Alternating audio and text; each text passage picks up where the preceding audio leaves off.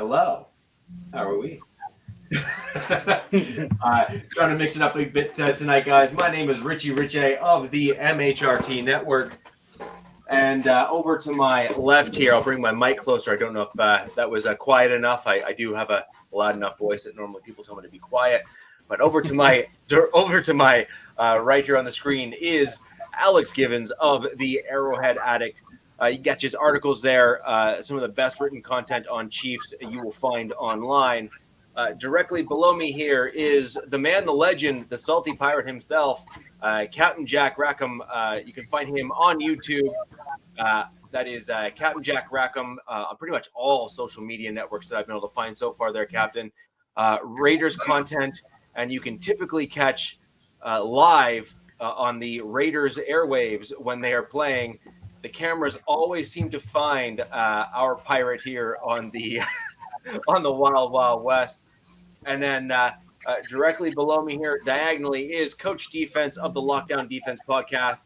Staples show on Tuesdays with Coach and Coach Kurt. I guess you're both coaches. Sounds a little weird. I'll say coach to coach. The coaches too, whatever you want to call it. Kurt and Coach here go over not just NFL and not just Chargers content, but they also cover NBA, being huge basketball fans as well. So if you're looking for football and more, go ahead and check that show out live on Tuesdays. Gentlemen, how we doing? Good. Because you can be being 0-2, so it's a mess in the AFC West right now. That's the line.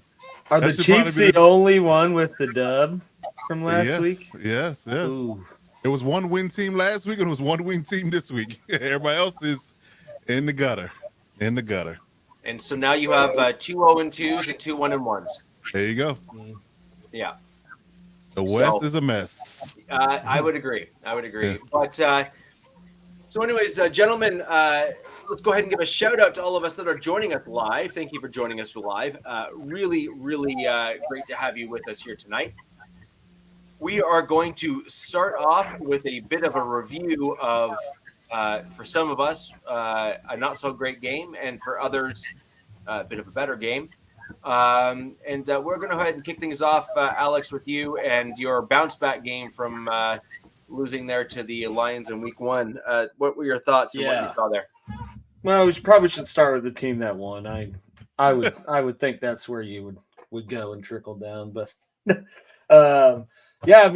Chiefs won 17-9 against the Jaguars, but it was not. It wasn't an overly encouraging win if you're looking at it from the offensive perspective, and definitely things they need to clean up. But it's week 2, so you would hope that they could build off that and at least didn't become the first team since '99 to be 0-2 after winning the Super Bowl. So we escaped a little bit of unwanted history there. I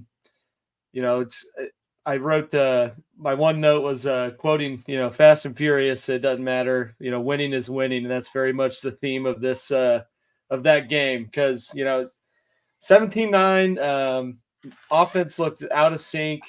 Penalties galore. I think they had like 12 penalties, almost 100 yards in penalties, 3 turnovers.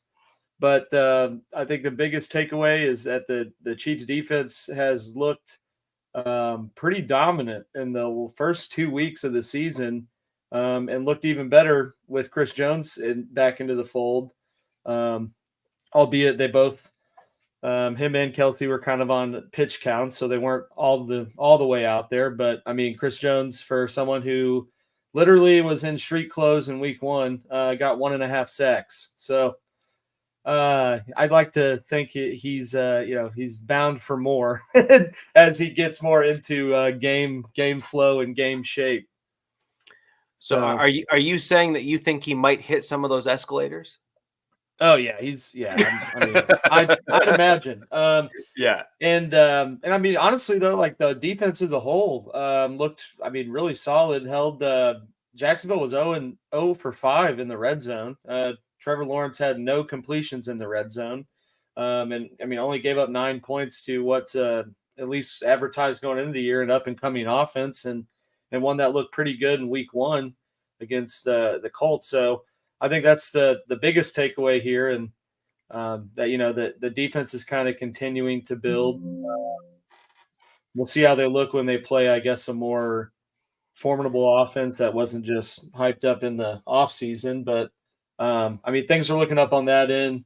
It's good to have Kelsey back in the fold, although he caught a touchdown, had like 26 yards, but you could kind of tell he's a little lethargic and not, I'd say, 100% there. So, you know, we want things to pick up as he kind of gets back into game speed too. But, I mean, some good things to hang your hat on, and going into week 3 against a deflated Chicago Bears team that, I mean, just even crazier news with that, with the coach getting his house raided. So, I mean, it's just, things aren't looking good in Chicago. So you would hope that you can kind of take that momentum playing 2, you know, pretty solid teams and build off that. So, you know, yeah, but in terms of offense, wasn't really overly no one really did anything too crazy in stats. Sky Moore caught a touchdown, which was a good plus. Tony fumbled the ball, but he was at least able to recover it. So we didn't, you know, we're not calling for anything there, but I mean, got to pick up a lot of stuff on offense, like the Alex, you missed a word there. Yeah. Tony fumbled the ball again. Yeah, well, is it a fumble to back? I guess it is, just not lost. But yeah, he didn't lose a fumble. We'll go with that. Okay, there you go. Yeah, but you know, Richie James fumbled or muffed a punt. So I mean, they could have very easily lost from where those turnovers happened and the positions that Jacksonville was in coming off of them. I think that's a better testament for the defense to be able to only give up 9 points in those situations. So, you know, like I said, build from there. But yeah, I saw DZ ask that. They definitely went hard on Jawan Taylor because he, I think, he had 5 penalties in total and got benched in the middle of a series, which that usually happens on, you know, on Friday nights at a different level. But yeah, he had 5 penalties, 1 illegal formation. So that the one that got all the buzz in week 1 definitely came back to bite him. And then 2 false starts and 2 holdings. So, yeah. Wait, I actually disagree. I think if you can make a forward pass to yourself and actually catch it and make a play, that should count. For who?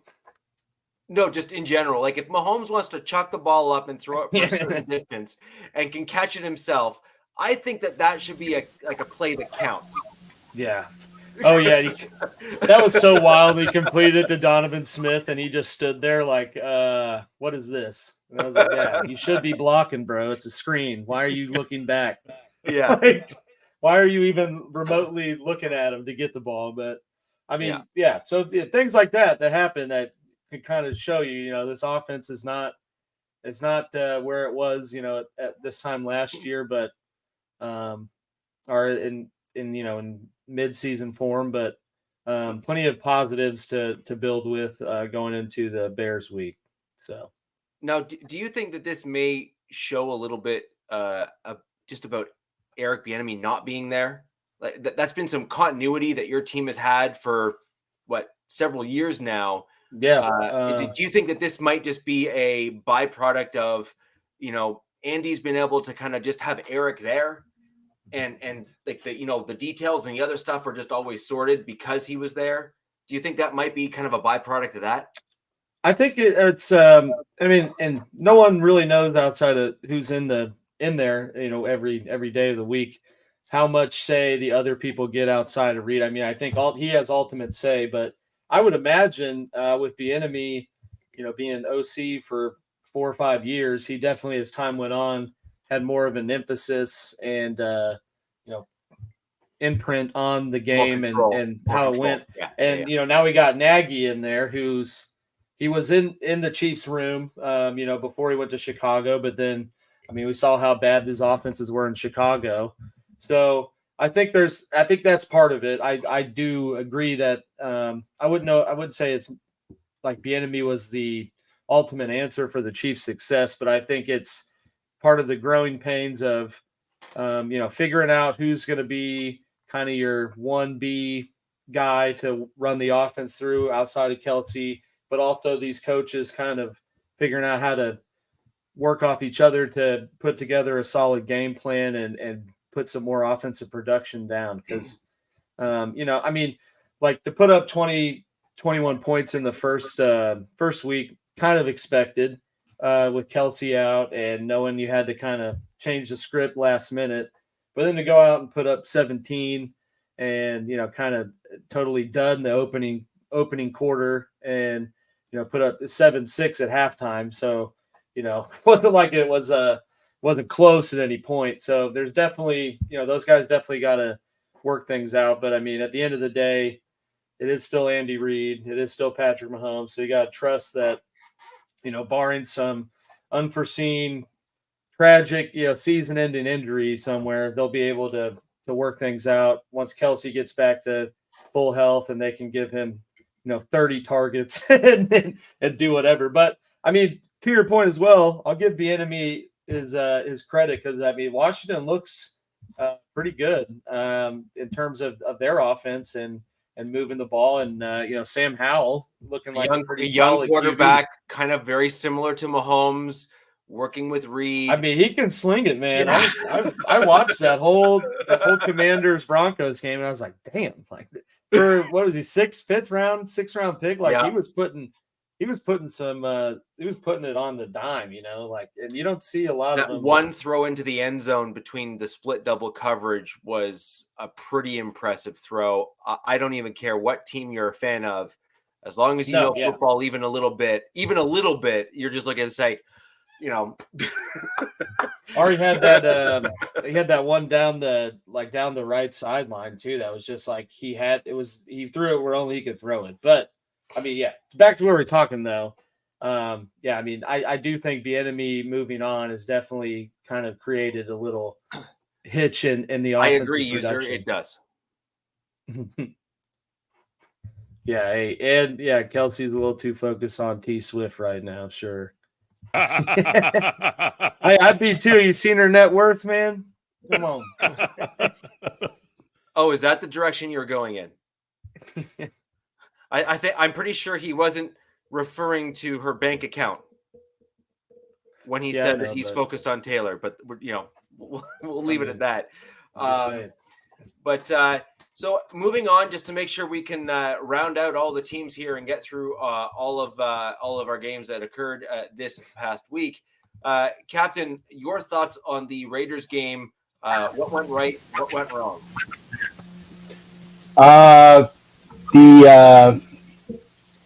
Wow, that's I'm trying to think of something that went right. The first drive, the first 2 minutes and 45 seconds of the game was fantastic. Other than one negative play in the rushing game, that was fantastic. The 2:45 and we're down the field and Devontae Adams has a touchdown pretty much right in front of me. And I'm like, this is good. This is good. And the stadium just the air was gone from the Buffalo fans. And then, we get the ball back again and our quarterback, and he's tall. I think he's 6'2". But this is Garoppolo.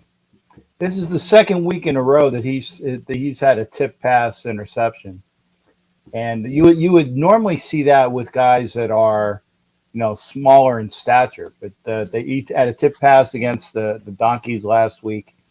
He had a tip pass this week against the Bills, and I can honestly think that was the momentum shift in the game. The Raiders could not run the ball at all. They were, and it was mostly the left side of the line. It was Colton Miller and Parham that were getting blown up, and their guys were coming across the center, and getting the running back each time. It wasn't the guys on the right side that were getting blown up. It was the guys that were supposedly on the good side of the offensive line. So they couldn't get any yards of note.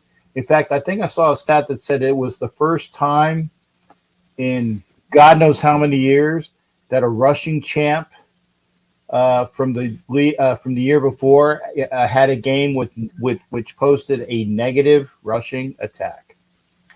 So yeah, he had -2 for the game, and Zeus came in and ran some yards, and I must have had my head down at the time because I didn't notice the fumble because it occurred on the other end of the field, so I didn't realize it was a fumble. I just thought that the Raiders screwed up some way, and by that time, I mean the game was way out of reach by then. I know I'm supposed to do 3 good things, but I don't really have 3 good things other than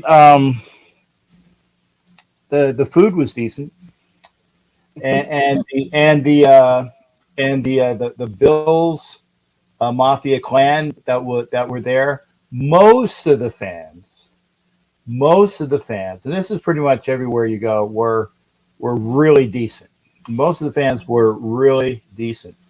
But there are some things in Buffalo that you will find that are quite unique. I mean, other than the table busting that is done in one of the parking lots.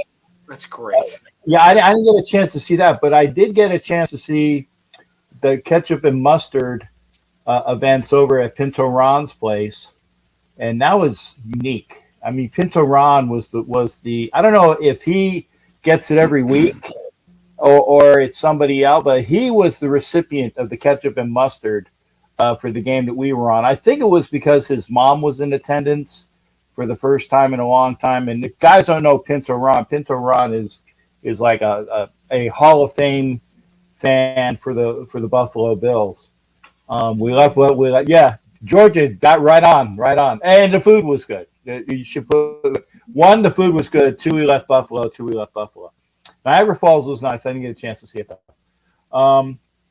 In fact, the Hollywood had to use my room on the American side before he went across the border because his hotel was on the other side of the border. So on Saturday night, he had to have a hotel room on the American side in order to get makeup up, because you can't go across the border with the face paint. So at the end of the game, he came over before I did my show on Sunday night. Really? Used the shower. Yeah, totally. The facial recognition is such that you can't go across the U.S. Canadian border if you have like a mask or something that won't show it's really you. So yeah, he showered in my room on the way out in order to get across the border. Learn something new every day, don't you, there, Canadians? There you go. But yeah, that's what happened over there. I don't wear makeup, but don't be painting my face.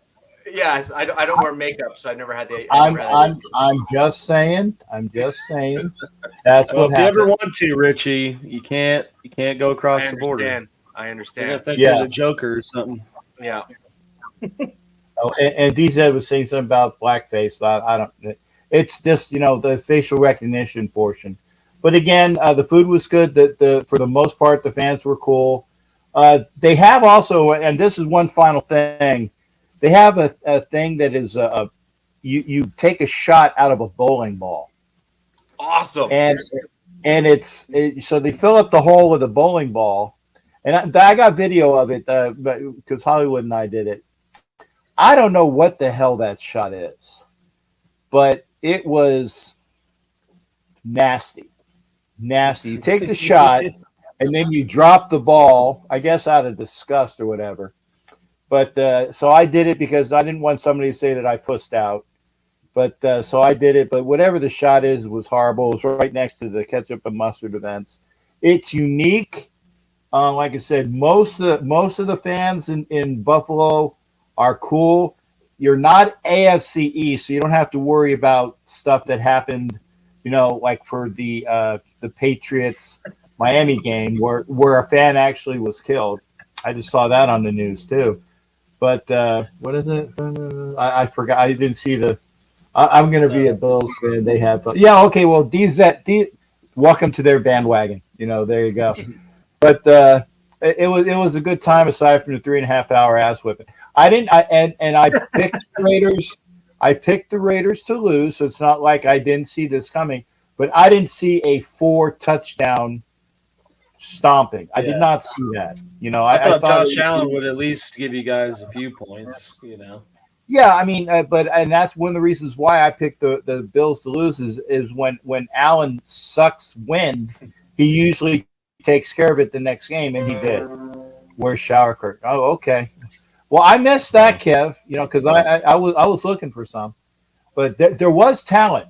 There was talent at that game, and I got pictures to prove it. Well, your buddies missed out a great opportunity because first off, the U.S. dollar is much better than the Canadian dollar, and when you go across the duty free, Canadian whiskey is the best whiskey, and it is cheap. So I don't know why you guys wouldn't have capitalized on the quick trip over to pick up cheap booze. You just need to do it. No, I got you for that. Oh, this is true. You're my well. You're my import exporter. I have there. Yeah, this is true. I mean, I haven't even opened up your really good Canadian whiskey yet because that bottle is still untapped. Okay, so that next time you come down, I mean, I will have one that'll be here, and then your next one, which November, I will December, I'm back. There you go. That'll November, be December, for consumption. I'll take okay if it's going to be that late. I'll take this one for consumption at games. Yeah, and then I'll get a re-up for something in the house. Yeah. So I'll be back down there around November, December this year. Cool. So guys, we kind of saw the game, and Buffalo's primed to just basically have a I'm pissed off redemption game, really. Mm-hmm. And I think we all kind of had a rough idea that something was going to happen. I'm not going to lie, Captain, I was with you. I didn't think it was going to look quite that way. But it was going to look something similar. Buffalo's a too good of a team to not bounce back and at least, do something. Coach, over to you, and then I will cover my Broncos game. We are uniquely 0-2 in the division. The Chargers and the Broncos are. Wanting to know your take on that game. What was good? What was bad? And based on your face, I will let you take it away from there. If I must. The floor is yours. Yeah. I mean, it's gets straight down to numbers. I mean, if you can't stop them and they stop you. No offense, man. No offense, man. But sorry, I just had to add that. No offense, man. But yeah, I mean, just the issue that we have a problem, and it's only getting worse when it comes down to our defensive ineptitude. That's probably the biggest, the most glaring problem. And when you have a defensive head coach and that side of the ball seems to be getting worse, not better. I harken back to the examples that when offensive coaches take over jobs in the NFL, the offense turns around like overnight. Like it's not even funny. Like look at Mike McDaniels, how he turned that offense around in a day.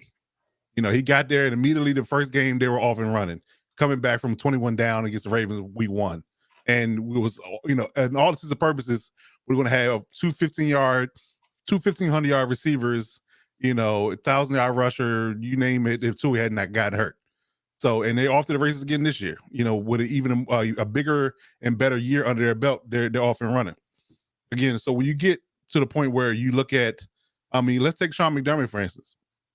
Sean McDermott, although he's a defensive-minded head coach, he had the wherewithal and the presence of mind to surround himself with people that he knew offense. He knew offense. They knew offense. Yeah. So, and, with the, I guess you can say the rough around the edges, that Josh Allen had when he came in, once Daboll got there, he started to smooth those edges out and he started playing really good football.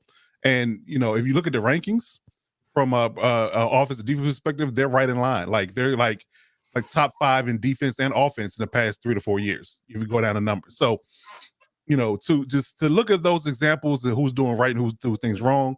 Clearly, we're doing things wrong. We giving up 63 points in the first 2 games. We've only scored 58. I'm sorry, if you give 58 points to your defense at any point in given time in most games, you should win those. If I give you 52 points over 2 games, almost 30 points a game, you should win those games. So, and you have not turned the ball over once at all in these 2 games. The quarterback has an average QBR of 105, 106. You should win the game, right? No turnovers. You have over almost I want to say it's almost upwards to 300 yards rushing. You have what was the number? It's over 500 yards passing in 2 games. And yet again, you can't stop falling out of, you can't get wet falling out of boat. That's the biggest, that's the problem, so it's an issue. Most people calling for Staley's job, rightfully so. I mean, at this point, I'm probably the last person to jump off the train to say that you should be, emotional and shock value-esque and say you should get rid of coaches too soon, right? So I gave Staley his fair shot. Now, I had my issues and my trepidation about when they hired him, taking the cheap route by saying they didn't hire Dayball because Dayball wanted X amount of dollars and Staley was cheaper. And they claimed familiarity because he was on the other side of the arena in SoFi playing with, coaching with the Rams at the time. But again, the overall experience level and just the coaching experience level from Dayball to Staley is miles apart. So why would you go with a more experienced person? So again, but you can't cry over spilled milk. This is who we're dealing with. This is who we have at the moment. But, I'm just looking from a perspective of how long will the bleeding occur before they decide to do something different. And what that different will be, because I think at this point, because again, you give them a mulligan on the first year because of the personnel, because you give them a pass because the personnel wasn't aware it was built around his scheme. He went out and spent buku dollars, and we all raved and raved about it on Chargers Twitter about how good they did in the offseason 2 years ago, right? Again, you have all your personnel that you need. I think this personnel matches up with most solid defenses in this league. 2 solid edge rushers, good interior rush, linebackers, corners, safeties. It all lines up, and you're bottom 5 in defense in the last 3 years. It just can't happen. It just can't happen. And again, I harken back to Sean McDermott's example. He buttoned up his defense right away, and his defense got better. Like, it's not like he started off top 10 and now he's top 5. He's gotten better, where we've gotten worse, and we're constantly and solely regressing. And he's a defensive coach, and that's supposed to be his thing. That's what be his niche. Yeah. What be his niche, and if your niche isn't working, like if I'm an IT person and I can't fix a hard drive, I don't think I'm necessarily fit to be working on hard drives at his job. I'm just saying. So I think that's where it lies. I mean, it's not much you can paint a picture of, because some people are blaming Herbert saying he should have played better. I mean, damn, most quarterbacks in this league aren't playing at the level he's playing in the first 2 games. And again, somehow it's his fault because he's getting paid all the money. I get it. Okay, fine. We typically don't rush the ball well. We ran for over 200 yards in the first game, still lost. At some point, will we just address the elephant in the room and say it's the defense, the holistic? It's getting worse, not better. It's getting worse, not better. And you can't blame injuries because nobody was hurt first week of the season. You got a few, knickknacks here and there in the second game, but yet again, you had a better overall production from a defense perspective in week 2 with less guys. You didn't get ran over for almost 600 yards total offense like the Dolphins did us on week 1. But it wasn't pretty with the Titans either. But at least we didn't let Tannehill throw for 466. So, I mean, I think it's very clear and obvious what the issue is, and it boils down to the question of what their front office is going to do about it. Got a question for you, Coach, on the defensive side. I'm listening. You had Ronaldo Hill as your DC for 2021 and 2022. Mm-hmm. You had albeit a close record, but still a winning record in that 2-year stretch. Mm-hmm. You have now moved to Derek Ainsley, or Ainsley is how I'm going to pronounce it. I assume that's how you pronounce it correctly. That's how you pronounce it. Yep. Mm-hmm. Okay. And you are now 0-2. Mm-hmm. And I have not heard a single Chargers fan not echo exactly what you're saying right now, which is offense humming, defensive just down the toilet. So my question is, do you think that this is a defensive coordinator position issue, or do you think that this is truly a head coaching problem 100% across the board? Well, I think they're two separate issues. Because there's one thing because you could honestly truly be, and this is actually I was on a staff just like this, and it rings true in the league if you have the blessing to have these guys under you. You can be a head coach and just be the manager. Like Bill Belichick did it for years. Like he let Bill O'Brien or McDaniels or whoever run the offense. Patricia, he had Patricia run the defense, and he was just the overseer, special teams overseer guy. So you could have that. Like you could literally have two rock stars in both coordinator position. You just organize. You organize practices. You get everything in and out. You got the schedule. You make sure we good to go for the road. Everything, all the logistics done, and that's your job. So you could literally legit have that, and if you're not organizing the team and the team's not getting the decisions being made at the top and the things with the schedule not being done right, then that's a head coaching issue. But you have a head coach in this particular outfit that's not only the head coach, he's the defensive coordinator. Because although Ansley's there in name only, but if you look at the sideline every defensive series, he has his mouth over his microphone covering calling plays. Staley does. Ansley's not calling plays. So the scheme, the or lack thereof, the play calling and the overarching problem is Staley's baby. In all honesty, let's go Commanders. Yeah. So. That's the overarching problem. It's the ineptitude of the scheme and that Staley's brought over to the Chargers has been the issue, and it's been an issue for 3 years. Like you said, you gave him a pass in first year because of personnel. Last year, wasn't porous early, but as injuries started to pile up, it got porous late. But it was always the overabundance of bad play calling. Coverages you call based upon the looks you're getting. Prime example, let's look at the Dolphins game. At no particular point in time would I ever single cover Tyreek Hill. No. Never. And he was single covered a lot in that game. I mean, way more than I'm comfortable with. On the top of having a person that isn't athletically capable of keeping up with him was problem one. Two, single covering him is a big problem. You didn't cover him that way in games you played in the previous season. You didn't cover him that way. You stayed in cover 4. You stayed in cover 2 the whole entire game. You had somebody watching him and inspiring him the whole game. Why do we change that philosophy? And you can say, well, maybe he's overthinking it or trying to confuse McDaniel or whatever the case may be.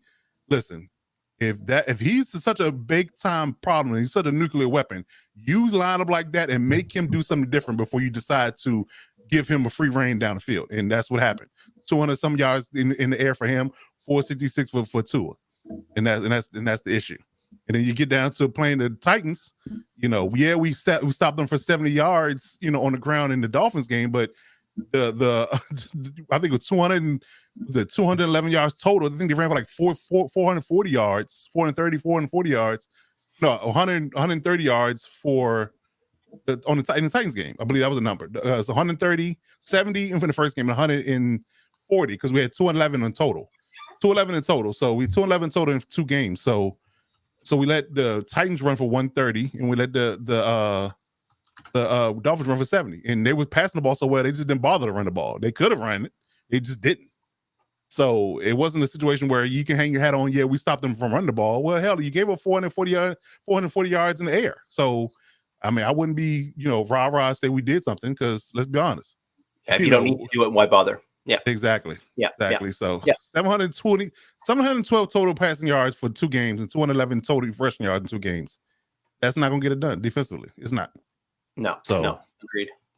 That's the biggest, most glaring issue. And I'm not sure what's going to be different or better from a perspective of going to Minnesota, where Kirk Cousins typically flourishes, in a normal non-primetime game at home He typically has his best games. So, and we played them a season ago or 2 seasons. I think it was season ago, and Justin Jefferson had like 20 yards against us that game.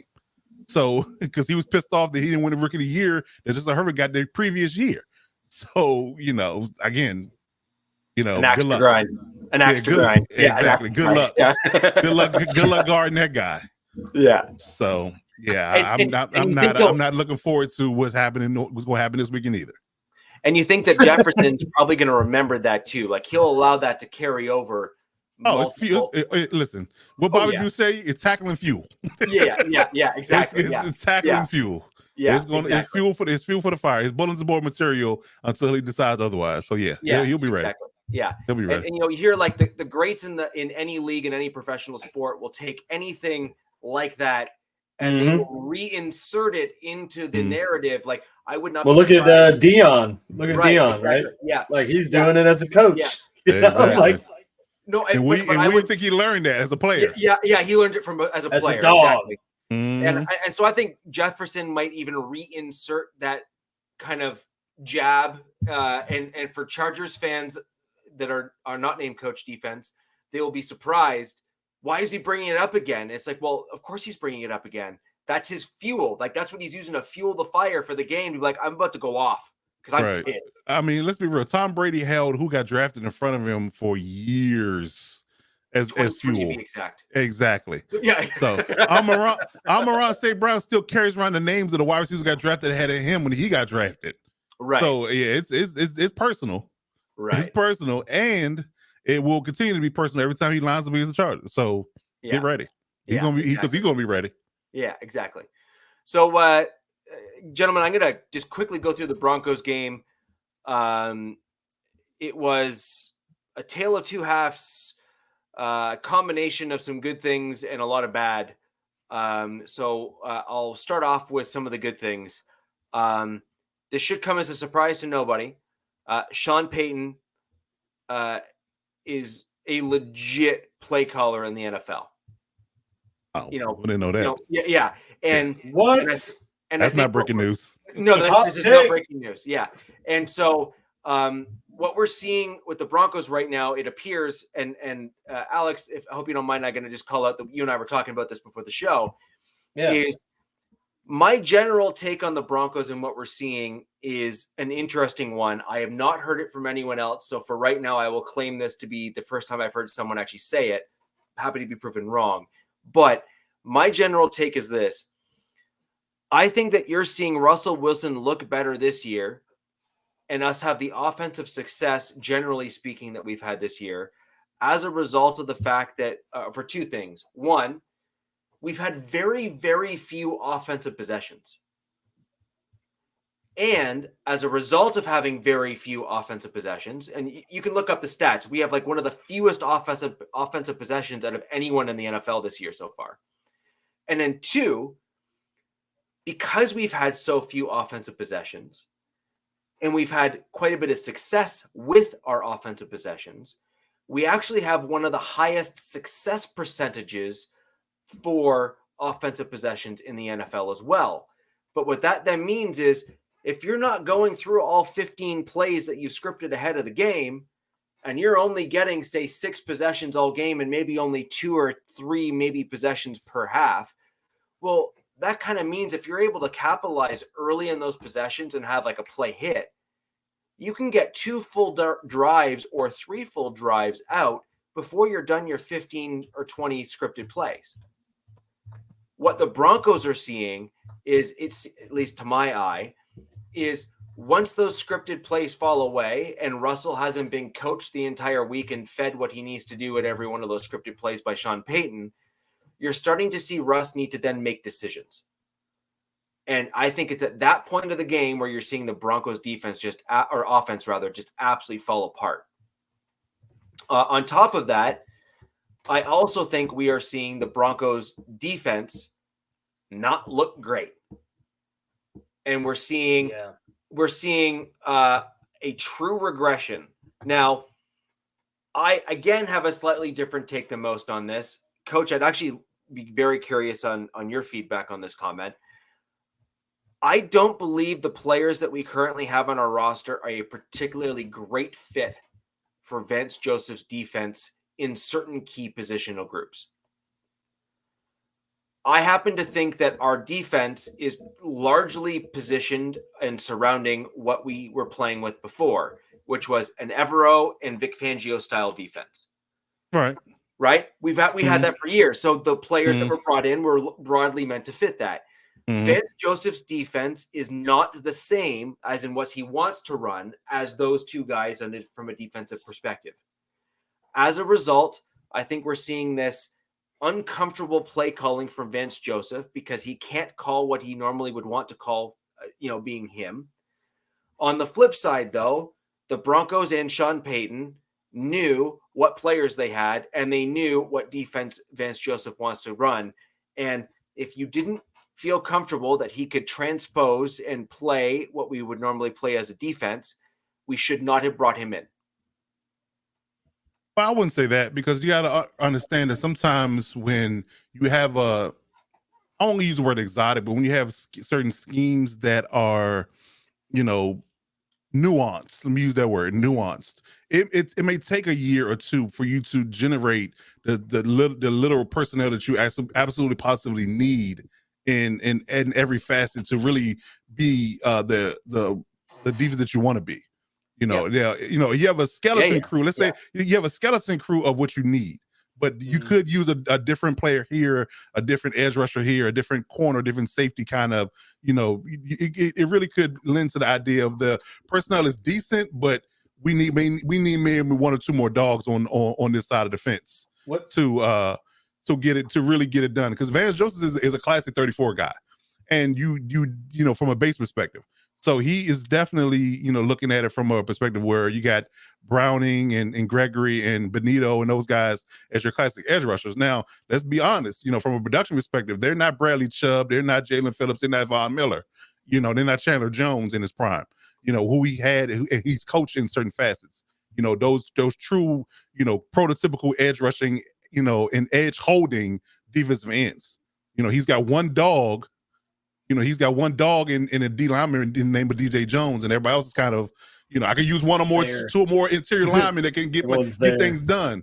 So that's an avenue. How you want your linebackers to be is a role that you have to understand that needs to be filled. And he may prefer Drew Sanders, but Drew Sanders is raw. He may prefer his speed over Josie Jewell's speed. Who knows? It just depends on what. You know how I feel about Drew Sanders, because that's my guy. But he's one of my sleepers. So the moment he gets on the field, I don't think he's going to leave it. But I'm just waiting for that day. But he might be grooming Riley Moss. I think Riley Moss is a stud athletically as well. So I think that he's looking to kind of work these guys in and get these guys up to speed and acclimated to his system. And once that gets done, we're only 2 weeks in. It's not we're not going to throw the baby out with the bathwater yet. It's going to take time, so I think that between the personnel and the getting accustomed to the play calling and the schemes and the nuances of that will ultimately be better for you once you down the line. So I would say the defense, it looks like the way it looks now, probably looks staunchly different come weeks 15, 16. My ultimate point here is that Wade Phillips ran a certain style of defense, actually, to be quite honest, somewhat similar to ish to what Joseph likes to run. I'm not saying exactly, but similar. He likes to use the outside backers as outside backers. He likes to have them be exclusive rushers and try to really put the pressure. Wade Phillips loves his DNs to be able to get pressure up the middle as well, and then use that interior nose tackle / D tackle to kind of play that, I chew up three guys to, allow for that, inside out pressure to kind of then work, right? That's kind of a Wade Phillips style. Joseph has actually a fairly similar defensive philosophy to that, actually, when it comes to getting to the pasture and winning at the line of scrimmage. I do also agree that Phillips and Joseph have similar linebacking philosophies, because you need to then cover using your inside backers more room in the interior of the field, and they need to be more mobile than, I would argue, Josie Jewell was never that mobile ever. And Singleton is better, but he's no Drew Sanders. right? And that's really what it No comes argument. down to. Yeah, No argument. that's really what it comes down to, right? And, No argument at all. And then I think where the really big differences get into, I mean, not to say that what I just listed aren't huge discrepancies to the personnel that the Broncos currently have right now, just on its own, but our cornerback and safety room are not great fits for a Vance Joseph style defense, because in order for that to work, you have to pivot in and out of zone and man, and those are a man guy can often play zone, but a zone guy cannot play man normally. I was great to say, and some guys are just catered to and tailored to doing one so thing. Pretty much only Sertan can perform. It's very seldom, and that's why you rank these guys high. It's very seldom that you can get a guy that can do both and do it at a high level. Look, there's a reason why Deion Sanders is like the guy. Correct. So your Patrick Surtains, your Jair Alexanders, your Marshawn Lattimore's, guys that can do both and do it at a high level and make your life a living hell to the point where you don't want to throw to the side of the field. That part makes you a really elite corner. Jalen Ramsey, those guys. So again, sometimes you're just a straight up zone guy. Sometimes you're a straight up man guy, and then when you have to do both, then it becomes an issue. And then when they see you in that uncomfortable moment, or they put you in that uncomfortable moment, they're going to go right at you. Right. And so my point being is, I just don't believe that our roster is suited for truly what Vance Joseph needs to do. And I'm also going to go as far as saying, I actually don't think Vance Joseph has got all of the technical skill sets to adapt his defense to go more in the Fangio direction, because that's not what he's good at. Like Vance has honed in and kind of, as he's been with Arizona, you've even seen it kind of take it a bit further, where he's really kind of zoned in and made the Arizona defense when he was there. They were quite a good unit right when he left. And I actually think that Joseph has kind of got an idea of what he needs to do. And when you start deviating too much from what you've really started to, dial in at the NFL level, we're not talking a high school or college level where you have to be a little bit more of a jack of all trades, just because, the guys that you're getting aren't necessarily recruited or drafted. It's, whatever you can get within the catchment area. So you have to be a little bit more versatile. But a guy like Vance Joseph and Wade Phillips and Vic Fangio, look at what Miami was looking like. Vic Fangio steps in and he was like, you're gone, you're it, you're doing this, we're doing that, we're doing that. Okay, fine, we're good. Well, I mean, if you look at Fangio's upstart in Miami, I mean, he's not top 5 at the moment. I mean, if you argue that, they got one stud D lineman, Christian Wilkins. Jalen Phillips he's a decent, not elite edge rusher, and they got Bradley Chubb. That's probably the overall upgrade in that room. The corners, sans Jalen Ramsey, who's not there at the moment. They got one good corner. And I would argue that the safeties are better in Denver. So I mean, you could say that they're both in a similar facet. It's just a matter of what you do and how you dial it up. Now, granted, he has the luxury of having a high-powered offense in Miami versus what Denver has at the moment. But so that's the prototypical difference. But again, he's not, completely shutting people out either. He's not doing what the Cowboys and the Steelers are doing at the moment when it comes down to them scoring on defense, getting turnovers, getting a multitude of sacks. So it's going to take time. He's going to get Jalen back at some point. He's going to build from here, and I think next year is going to be that much better than what it is at this moment and right now. DZ, it's okay to be wrong every once in a while. It happens to the best of us. And what I will look to see Chubb this year in Miami is he's now had a couple seasons there. Thin air does start to cause some problems if your body hasn't been adapted to it or used to it, especially at a high level. And it'd be very, very interesting to see how his body handles from an injury perspective. He was hurt a fair amount here in Denver. And I do start to wonder, when you see guys that leave us who have been injured, they tend to, for whatever reason, not get injured when they leave and go to, we'll say, more oxygen-rich environments. So I'd be very, very curious to see if he then maintains his health.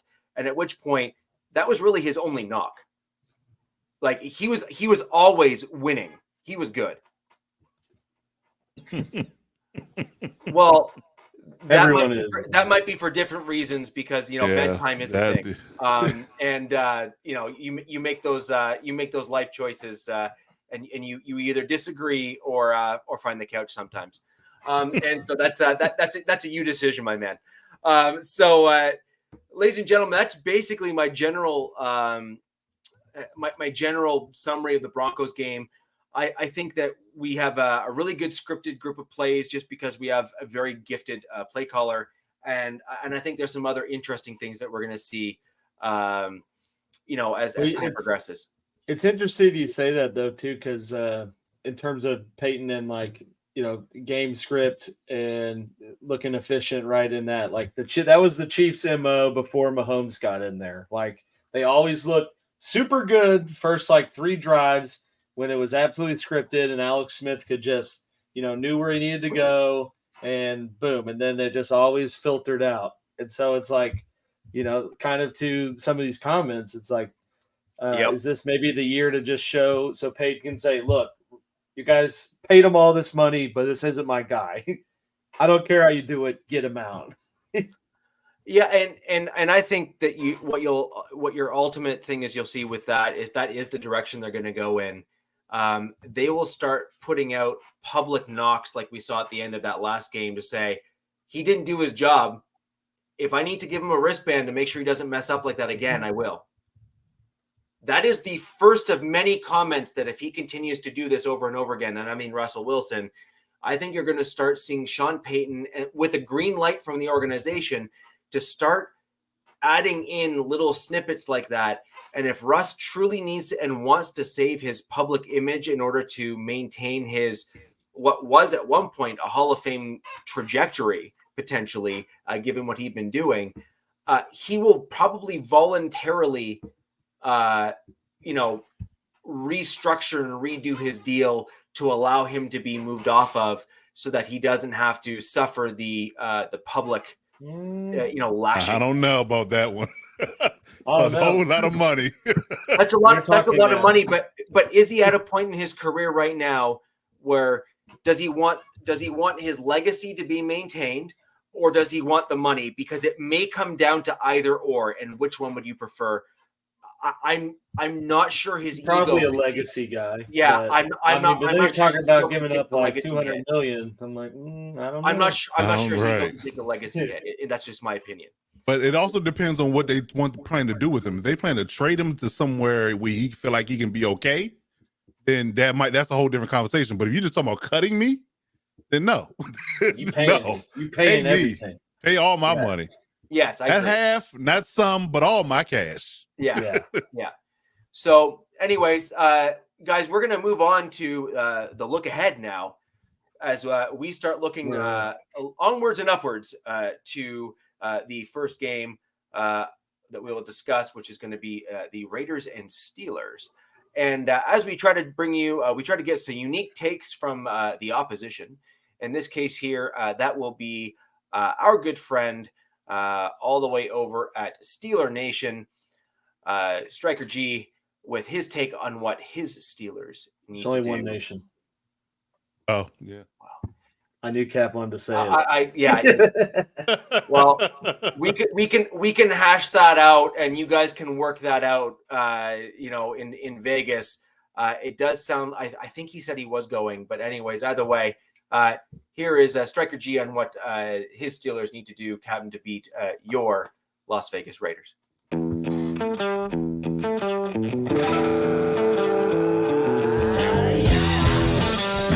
Hey guys, Steeler Nation Striker right here from SteelerNation.com. 3 things the Pittsburgh Steelers have to do to win in Vegas. First time playing in Las Vegas. Number 1, get after Garoppolo. That's what the Steelers have been doing very well, even against San Francisco, especially this past week against the Browns. We've got sackers. We don't have a Batman and Robin. We got a Batman and Superman on the edges right now. TJ Watt and Highsmith getting at a high elite level, splash plays, putting balls on the ground, intercepting balls, knocking balls out of the air, and getting quarterbacks to the ground. Get after Garoppolo. It starts with our outside linebackers. And that's number one for our team. Number two, have to find a way to slow down the running game and Josh Jacobs. That is something the Steelers have been atrocious at this season. Right now, I think the Steelers are at least in the 30s, if not last place, for yards rushing against them this season. Steelers have to find a way to stop teams on the ground without Cameron Hayward, who was away with surgery and won't be back for at least half of the season. But the rest of the guys there on the field, Okunjobi's got to step up. The younger guys, Lael and Loudermilk, and of course the younger rookies with Keanu and Adams at nose tackle, have to find a way to slow down Jacobs so he's not running all over us all game. Third biggest key in this game, Steelers got to figure out how to move the ball on offense.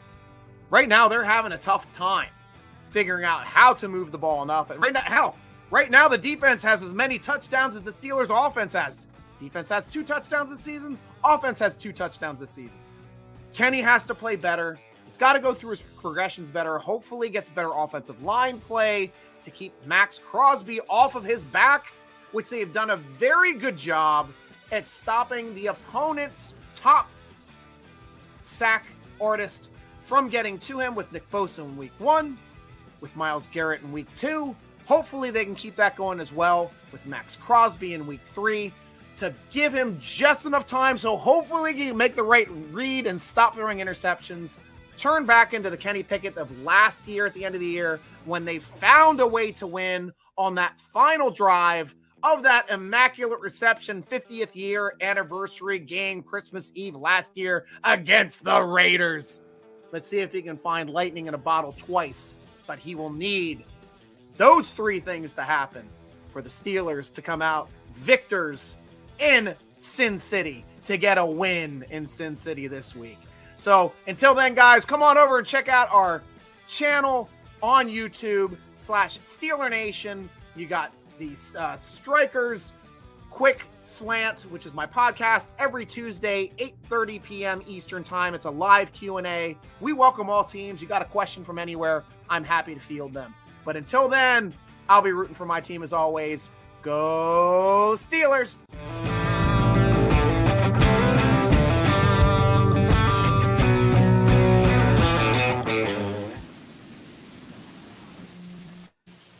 At the end of the day, you may dislike the fact that he is commandeering the Nation post fix there, but Oh boy. he's a great guy, great podcast. I'd like to thank him again for jumping on and giving his take on what the Steelers need to do to beat your Raiders. And Captain, obviously, the stage is yours. Well, I want to thank Alex for because he knew I was boiling. I saw it. He filled it up. Yeah, he knew I was boiling. And for all those that don't know, again, I'm sorry, folks. I am hurting like a mofo.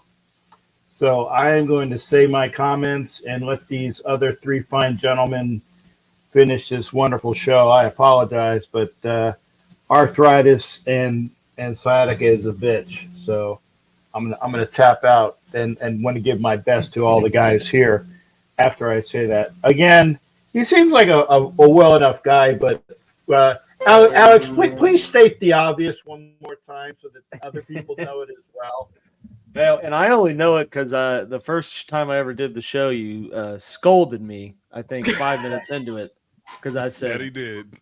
Chiefs Nation, and you're like, whoa, there's only one nation, all right? Yeah, thanks. It's under God, it's indivisible. Raider Nation is it, and that's it. So again, and he seems like a likable guy, but my God, if you're going to just use that as your channel, SteelerNation.com. Oh, and God, I insult the injury as well. Jesus, I can't even see. Let's talk about the 3 things that the Raiders need to do. And first off, it's find a running game. He was talking about Jacobs plowing through that offensive line. Right now, Jacobs couldn't get a a pack of cigarettes or a loaf of bread from the local market behind the offensive line that we have right now, because he ain't running well, and the Raiders' offensive line is on. They should have the entire line on milk cartons because they're missing in action as far as the running game. I don't know what's going on there, but it needs to be found. The Raiders need to run the ball, and they need to find it this week. Because again, the Steelers' defense, that's what's keeping that team afloat. The Steelers' defense has been just wonderful. All these last couple games, they've won those games. It's been the Steelers' defense. So the Raiders need to find their offense, and that's running the ball as well as finding a passing game where their receivers aren't missing. I mean, I saw Devontae Adams leave the field the other day with Hollywood actually threw Hollywood one of his gloves. So that's pretty cool that Hollywood has a Devontae Adams glove. I heard he's in concussion protocol, mixed in with Jacoby Myers being in concussion protocol from last year or last week. And Renfro has been MIA, and I don't think that's because of Renfro. I don't know what's going on there, but I told people, I said, if Renfro has a game where you don't see him, look for him to be dealt at the trade deadline. I don't see any other reason why. He had one catch this past week, and then he got upended, and that was it. One catch on Sunday, 0 catches in game 1, actually 0 targets in game 1. So the Raiders offense needs to figure out Whiskey Tango Foxtrot is going on. Run the ball, find your receivers. Hopefully they'll have some receivers that are actually going to be able to play. Well, I mean, Captain, I don't know if he doesn't like him, but Jimmy G is also just called McDaniels short, and then he got pissed off, and then the nail in the coffin would have been Renfro just turning around to McDaniels and say, "There's only one coach in the league that can wear a visor, and that's Sean Payton, and you're not it." And that would have been the end, right? Is it my volume that's screwed up, or is Richie? No, I'm good. No. Okay. No. Because it sounded like he was garbled or in a yellow submarine. I just wanted to make sure it wasn't me. No, I'm a Beach Boys guy, not a Beatles guy. Whatever. Anyway, offense needs to show up. The defense, hello, and there's some activity afoot that it's like Patrick Graham's defense, although it came out in the second half last week that with some changes which actually worked against the Broncos. Again, when you're down by 4 touchdowns, that seems to be a problem. That is definitely a defensive problem. Allen had a game against them, and that's to be expected. Pickett is not Allen, but he was talking about the last game where the Kenny Pickett came through in the end. Well, the officials kind of helped on that. I'm sorry. Go back and watch the game film. They didn't get the first down for one thing, which led to that go-ahead touchdown. And Max Crosby was held a couple different times during that time as well. And then, of course, he who shall not be named, who used to wear number 4, throws an interception to end his career as a Raider. Actually, it was 2 Renfro, but he overthrew him and it was a pick. So again, the Raiders defense has been horrid this past week. They need to figure out how to get through with that. Maybe Rob Ryan might be, because I said that there's some talk that Rob Ryan might be taking over. I don't care who takes over, just as long as they get the guys to play to their ability. And that's 2 things: offense, defense, coaching. There's 3. I don't know what is going on with if the Raider players are not playing for McDaniels. If there's some internal unrest in the locker room, I don't know. Sometimes I get sourcing out of that there is some little whispers and things. I haven't gotten that yet, but if I do, I will definitely pass it to them. But the Steelers needed that win on Sunday night or Monday night, whichever game they play. They needed that Monday night against the Browns in order to elevate themselves. They finally got that, and thanks Clayton for popping in. I think that it's going to be a tight game. It's a Sunday night game, so it'll be broadcast. Hopefully I'll get a chance to wave at the crowd out there. Got zero TV coverage this past week, and I'm front effing row. So that was it's like, oh, that guy's on TV too much. Got a lot of B-roll. I know the guy that does B-roll. He got me for the Los Angeles market, but the Raiders just need to turn things around. This is a pivotal game. I mean, people say, well, it's only week 3. No, it's a pivotal game because the Raiders squeaked by the Broncos, got shellacked by a team that needed a win in Buffalo. Now it's their home opener. And if you fall flat on your face on your home opener, the Raiders might be as bad as those pundits were calling them to being the Caleb Williams sweepstakes, to being like a 3-14 team. I think that they're not, but I want them to prove me wrong or prove me right, whichever way, or prove the pundits correct. But pivotal game, and we'll see. It's going to be a good game. I will be out there in Vegas. I will be enjoying life, other than the arthritis and the sciatica. Sorry, guys, I'm frigging old and bent and tired, and been put, just. And it's all those friggin' chains I wear around my neck. I swear, I got to do something about that. I just too iced out. I stopped wearing so much drip. That's what it is. I mean, Mr. Drippy. Mr. T ain't got shit on me. I'm sorry, man. Like Flavor Flav. Yeah, the clock with the Raiders clock. All I need is the Raiders alarm clock, and that's it. Neck, arm, sciatica. It sucks. It sucks getting old. But I expect a tight game. I don't know if the Raiders are going to win. I can't prognosticate that yet. We'll see which team shows up, because again, we're like I said, you get to the four games into a season, you know what's going on. Hi, Hot Neil, how you doing? All that drip is causing issues to the Knew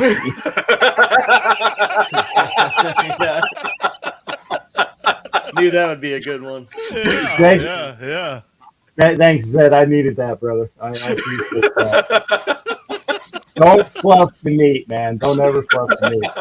But the drip and the change. That's why I've been doing this all night. Is trying to get my damn neck straight, and then like Fred Sanford with the arthritis. I got a bad arthritis. Well, but she has a bad case of arthritis up front, So I had that going. But I'm expecting a better game. Chandler Jones's BS notwithstanding, it's always something. I like Roseanne it down. It's always something, Jane. It's either you get your meat fluffed or you have arthritis. It's always something. But that's the way it is. And we'll see. But again, blessings to all, best to all. Tomorrow we'll do the lead-in NFL Nation Live at 6 o'clock Eastern, 3 o'clock Pacific, leading into the show. And if I'm feeling good, I'll have a show in between shows that'll be uncensored. And if they're uncensored, that means I get a chance to cuss with all of the pain that I'm in at this time. Oh, so that'll be epic. Oh, it will be epic. I don't think you get anything else up. Well, I don't know if I can get anything else up. I heard that. But, you did hear that. Okay. I did hear that. I might not be old and senile, but I can hear the double entendres when they're coming. As well. See, I'll throw it back. I salute all of the people here in the chat. I salute my buddy Richie Riche of the MHRT Network. I salute the real Alex Gibbons. Him and his smug crowd, because he's an awesome guy who knows how many there's only one nation. I salute Coach Defense. And Coach, I'm going to do you a solid this week. Who supports the Los Angeles Chargers in their endeavor not to suck? So that's a good thing for salute. So I salute everybody. Yeah, and I'm gonna go. That might be the best I'm going to get, so I'll take Yeah, it. that's good. Hey, no G word. I didn't call him the D words for Richie's team, and I gotta call him the Smugs because that just works so well. But it's good.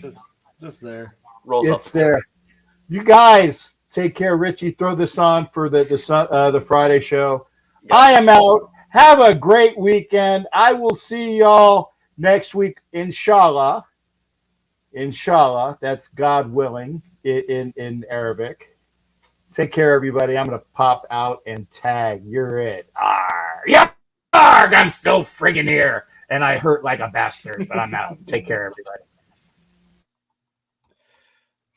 So that's the Raiders game and Raiders take. I think it'll be that game will be interesting for me. I think it'll be a very close one, and I think it'll ultimately come down to mistakes or some variation of it, whether it be a team like not playing up to a certain level at a certain side of the ball or mistakes. I actually think that'll be what that game comes down to personally, from my perspective. Coach Alex, what are your thoughts? Well, as long as the defense plays good, I'm good. I'm talking about the Steelers. I'm not talking about the Raiders. Yeah. Selfish fantasy lore there for myself. Yeah. I got a Steelers defense in one of my leagues. So yeah, they won me my league last week by getting that last touchdown. So I need more of that. Need more sacks, more touchdowns from the defense. So if they harass Jimmy G all day, I'm good with it. Yeah, and I think that the Raiders fans that are with us here, given the offensive line play these past 2 weeks now for the Raiders, it's not been great, and you're going against two top tier / upper tier edge rush from the Steelers. They're going to give you fits. They're going to give you fits, and so. That'll be. I'm kind of like I really think I'd say the game for the Raiders to win relies on how bad Kenny Pickett is. Well, that offense isn't great in totality, so I don't think it's. I know, but I a mean, 30-point game. I don't think it's gonna be one of those. Yeah, no, but I mean, if he's because if he's giving the ball right back to the Raiders, and I think that goes to your mistake thing. But I mean, yeah, like their defense is good, their pass rush is elite, so I mean that's obviously going to create some problems. But at the same time, I think if the Raiders can run the ball better and have long sustained drives and put points up and kind of force Pittsburgh to have to get to a position of having to move the ball at a better rate.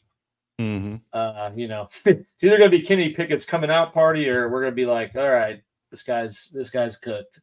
Well, they called him Matt Canada's job already, the OC. So I mean, it might be one or the other. Like, I think they're investing in Pickett. I think they're going to look at the OC like he might need to go. Yeah, I mean, it seems that everyone's just a fan of South Park and just wants to blame Canada. But I mean, aside from that, nice. I see what you did there. Canada. I see what you did there. So, either way, it is what it is. So moving onwards and upwards, I figured I'd jump in and kind of discuss quickly the Dolphins. It's just not going to go good. The Dolphins playing the Broncos. Unfortunately, guys, Dolphins talk is literally triple booked, or has been triple booked the last 2 days. They couldn't bring in their take on the Broncos Dolphins game. Funnily enough, my dad is actually a Dolphins fan. And so 72. He and I have been volleying back and forth, and I actually see this as being a pretty one-sided game. I don't think this is going to end particularly well.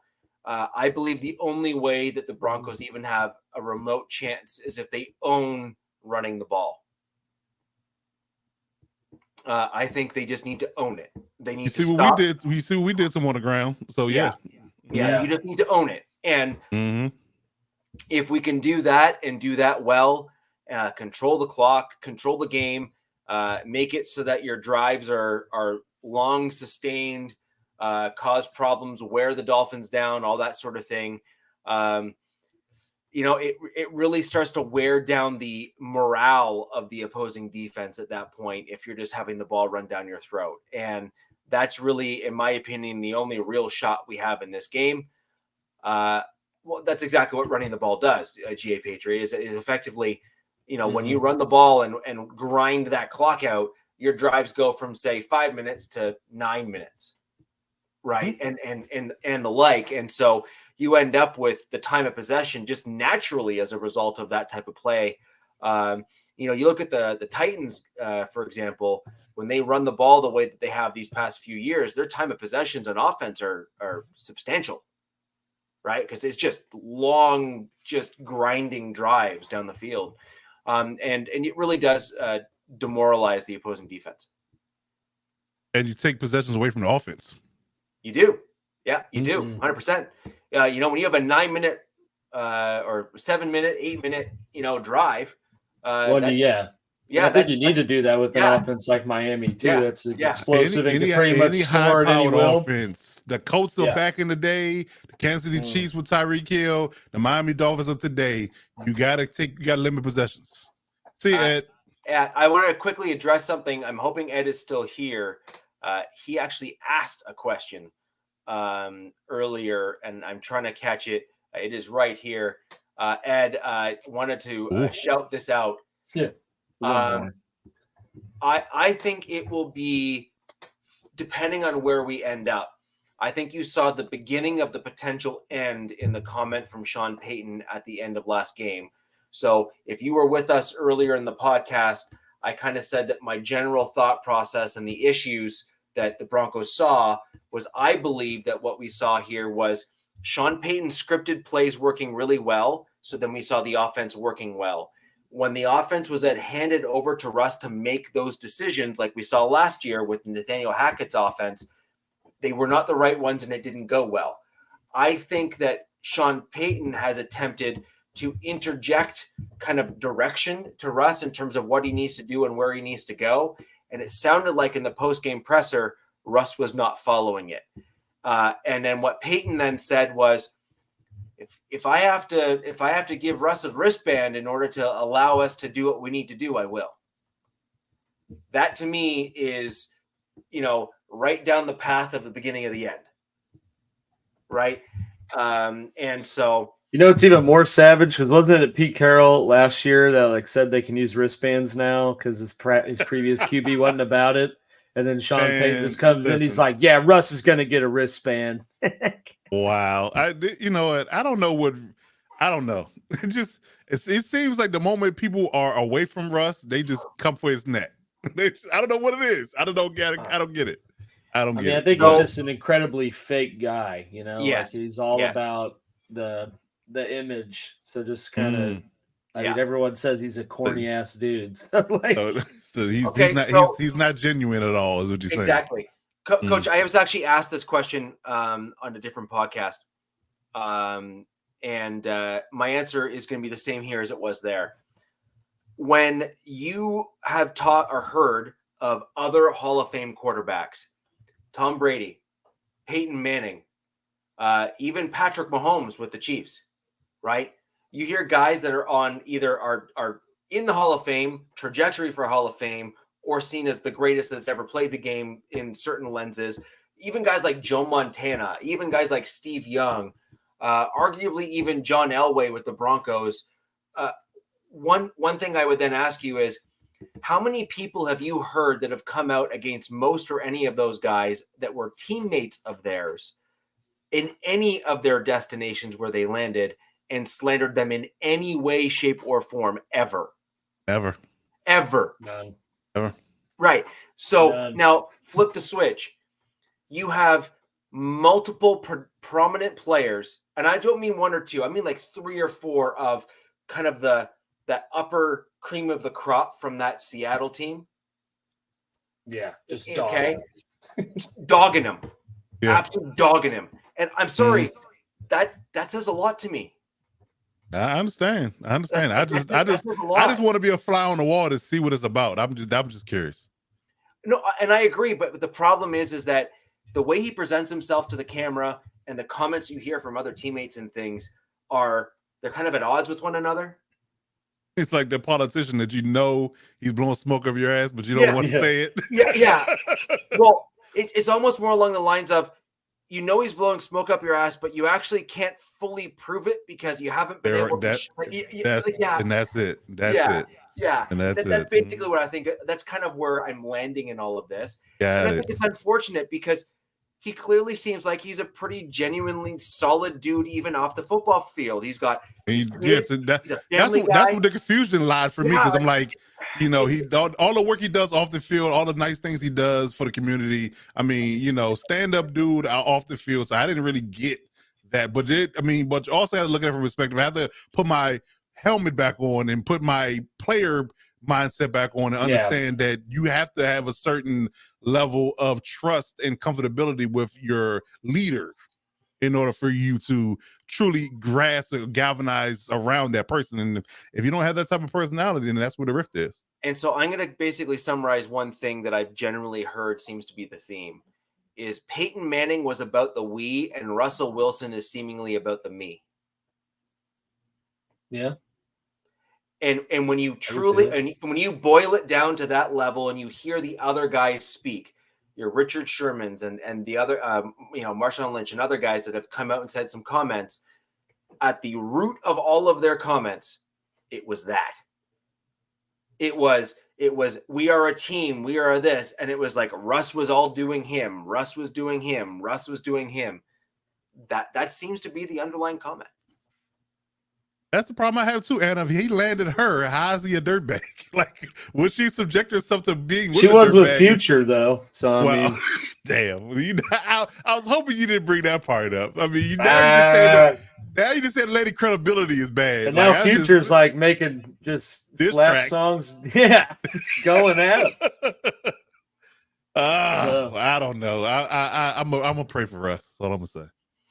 I don't think you can bench him. I think you have to I think it's a thing where you got to let the season play out. Let the whole season play out with that kind of money on the table. Let it be what it be, and then go from there. But I don't think you can. I think it's too much. I think if you bench him, then there's no chance of. There's no coming back from that if you do it. There's no coming back from if you do it. So if you do it, it's it.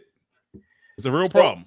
So what the only thing that I think could be a saving grace with Sean Payton as our head coach is it's simple, which is he has ran with two quarterbacks before. Mm-hmm. And in my opinion, that is one thing that Payton could do in the bye week, which is bring in whether it be scripted or altered plays where you might see a second quarterback on the field and leverage different skill sets than Russ has. Now, that's the only option you have to not burn the bridge completely. But make no mistake, you might not be burning the bridge, but you got the fire and you got the kindling at the edge of the bridge ready to light the match, right? Like you are literally at that point anyways, even with that of what I just said. And so I kind of agree with you, Coach, but you can do it kind of part of the way there without completely burning the bridge down. But at the end of the day, if you're doing that, you basically have already made up your mind. You're just trying to make Russ not look bad. There it is. Right. And so anyways, that's my general take on this game is that I think that the Broncos are going to need to run the ball heavily. And I think we're going to have to own that as our identity, probably going forward for the remainder of the season, if I'm going to be honest. And I think this would be a good game to test that theory. And I think that we're going to have to run to pass. And I think Peyton typically likes to pass certain types of plays to then open the run. And I think he's going to have to slowly flip that script if he wants us to be successful this season. And that's just kind of my general take on the game. I think ultimately, though, this is going to be probably a 7 to 10 point loss for the Broncos, if not more, depending on how poorly our defense plays or gets exposed. Also keep in mind, Vic Fangio is their defensive coordinator. And I think that's an understated fact, which is that's already been a joke in the chat here is literally in Broncos country. on Twitter, it's like an over-under on all the Saints players that have come in now for the Broncos, including the kicker that just got signed. And we're like, all right, well, up next is a conditional 7th for Taysom Hill for sure. Yeah. Right. But in my opinion, I think that getting back to my Vic Fangio comment, he understands all of the weaknesses of most of the players that are on our defense because most of them are the same guys. You know that's going to be used against us. And Coach, I'm going to go back to the guy. In my opinion, I think there's going to be several big plays that are schemed up against Justin Simmons. And that is in large part because of some of the plays that we saw against him in the Commanders. One, he does this shoulder check type tackle against the run, and he has ended up getting exposed for that against the Commanders that allowed an extra 4 or 5 yards after the run. You have to actually wrap the guy up to tackle him. You can't just kind of go in and shoulder check a guy. That just doesn't work at the NFL level. We've seen that a few times. And then the other thing that you kind of seen is speed catch-up plays where Simmons needs to catch up for a guy that has run past him by a step. And I think stuff like that is going to be where we're going to see Simmons have some challenges because he's a guy that can run downhill, square up, and tackle a guy really well, actually. But when he has to then run backwards or kind of run towards the end zone to stop a guy, he typically struggles a little bit to catch up and make up that speed. So, Coach, your team this week. Well, we just got an added bonus to our game that Cam Akers just got traded to the Vikings. Right. We have a quick 3-point stance from the Bears. If you want to quickly jump into that, and we'll get your take on it. If that's cool. But the Bears is for the Chiefs. The Chiefs playing. Oh, sorry. I meant sorry. You're right. Yes, you're right. Yeah, I'll be quick. I mean, it's not much to it. I mean, we got to play better defensively. You know, again, and it's prime time. He got a new running back who's more, twitchy and dynamic than Madison is. I think Madison wasn't it. I don't know why they moved off of Dalvin Cook, but that's their business. But them having a more prominent back is going to be an issue, and I think they're going to feature the idea of running the ball. So we got to be stout in that regard. Whether we can or cannot do it is up for debate. But corral Justin Jefferson and stop the run and tried our best to have the same level of pressure we had on Tannehill is on Kirk Cousins, who's less mobile. And I think we'll be okay defensively. Offensively, just keep doing what we're doing. I mean, I think this is probably the weakest defense we're going to face in the first 3 weeks. So we should have some success in both areas. Austin Eckler is still on the fence of whether or not he's going to play. So like it's going to be Josh Kelly again, but I think we should have success in both running and passing. Yeah. So if we can stay on schedule and move the ball and try to take away their best options, then we should be in the ball game. But again, we can't give up the level of points we've been giving up and the level of yards we've given up and expect the offense to keep pace. I mean, offense is going to be. You're going to have your up and down days. You're going to have your days where you score 40 points, and some days you're going to have to score 20. But your defense got to support both of those ideas of what you're going to bring. But as long as you're scoring some facet of points and you're moving the ball and putting points up, and they're not giving up points, that's where you win games at, and that's where it starts and ends for us. That's really the bottom line. I agree, Alex. I'm going to quickly kick off the 3-point stance for the Chicago KC game and get your take on it, and we'll go from there.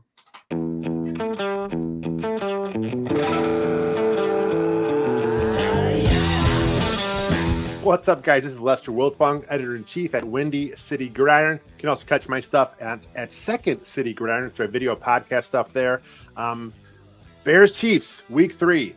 Here's my take. I was asked to say how I think, I can't even say it without laughing, how the Bears could actually beat the Chiefs. First off, I don't see it happening. There's just two levels here. I mean, the Bears are who they are.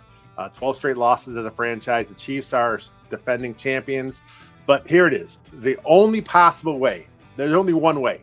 And that's if Justin Fields goes absolutely nuclear, if he gets 100 and some odd yards rushing, if the passing game, which they've been trying to pass more this season, if that actually is something that he can do.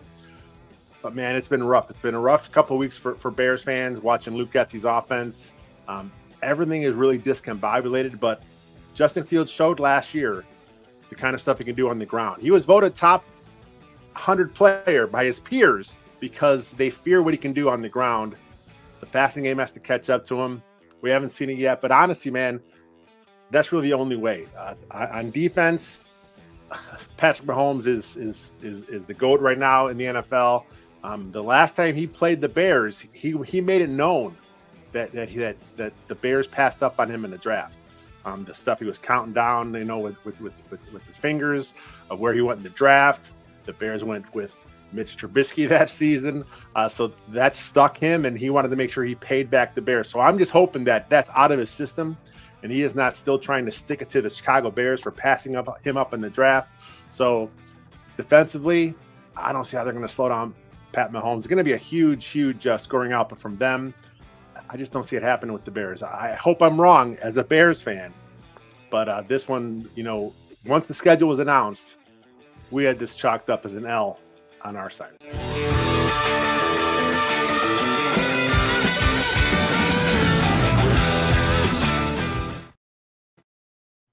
I had to throw that up. Yeah. So that is Second City Gridiron. Want to thank them for jumping on. They are going to be joining us for each of the Bears games that the AFC West plays to give us their take on the Bears versus our division. Alex, quick throw over to you, and then we'll wrap this up. Yeah, no, I had to throw up DZ's comment because it was great. You love it when they open it up and say, "I don't see it happening," but here's my free shot in the dark. I said it. I don't want to sound like a smug Chiefs fan, but yeah, I mean, this is like all the makings of a trap game, though. But I don't see how the Bears, with what they've done these first 2 weeks, can make it a overly competitive game outside of Fields rushing for 200 yards. But so my kind of biggest, my biggest notes. Also, fun fact. This is my one fun fact. He shared the other one I had, but. This is the first matchup in 53 years where the QB with the highest career winning percentage will be playing the QB with the lowest. So that should be right. That's kind of a wild stat, but I think the biggest keys for the Chiefs. Number one, let's negate the dumb, stupid penalties and turnovers. 2 weeks in a row now.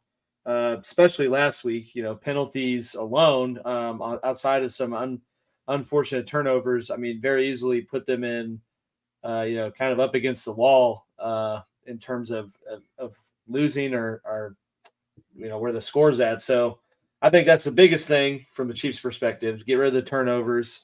I'd honestly use this game to get the run game more involved because, Bears defense is ranked pretty bad in terms of both passing and running and rushing the passer. So, I would like to think they could use this game as kind of a way to get some other players, back into the fold and kind of get a meshing more with the wide receivers and not have to rely on Kelsey to get some production and get some confidence up in some of these younger guys who have kind of had some rough times. I'd like to say run the ball more, but that might be just with Clyde Edwards-Helaire because Pacheco's hurt right now and he's kind of up in the air.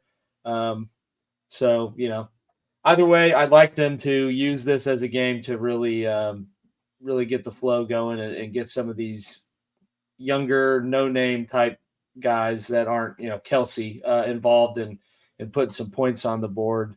And then, I think on the defense side of the ball, if they get Chris Jones off his pitch clock and let him eat, I don't see how Chicago does a whole lot on the offensive side. The